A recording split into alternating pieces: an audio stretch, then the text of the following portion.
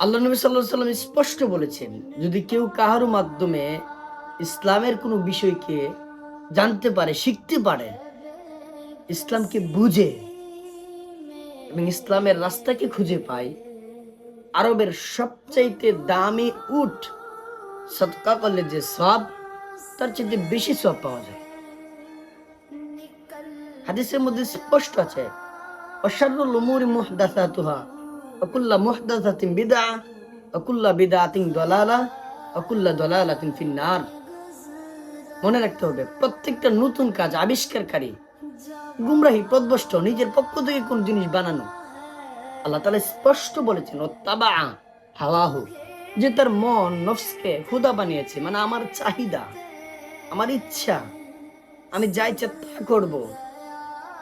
মাসালহু কামাসালিল কালব, আল্লাহ তাআলা বলেছে তার দৃষ্টান্ত কুকুরের মতো, তার জীবন কুকুরের চাইতে নিকৃষ্ট। অতএব এই মুহররম মাস, মুহররমকে কেন্দ্র করে এমন কোনো কাজ আমরা করব না, আমাদের পক্ষ থেকে আমরা বানিয়ে নিব না, যেন এটা বেদাত হয়ে যায় আর এই বেদাতটা আমাকে জাহান্নামের কারণ হয়ে দাঁড়ায়।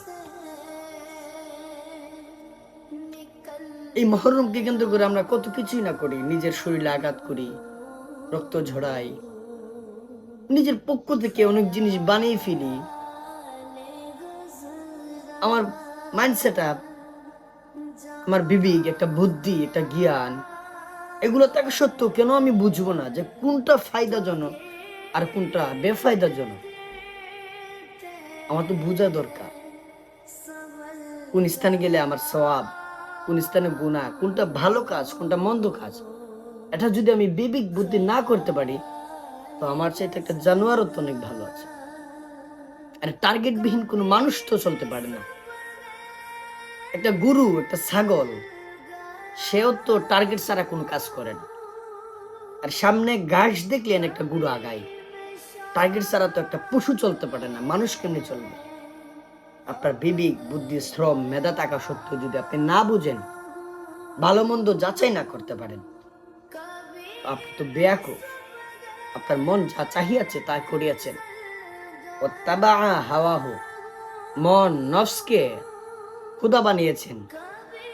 তাই আপনার দৃষ্টান্ত মাসালুহু কামাসালিহিল কালব, আপনার জীবন কুকুরের চাইতে নিকৃষ্ট, এই জীবন কুকুরের মতো।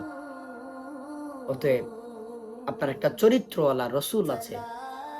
লাকাদ কানা লাকুম ফি রাসূলিল্লাহি উসওয়াতুন হাসানাহ, আমাদের জন্য আমাদের রসুলের একটা চরিত্র আছে।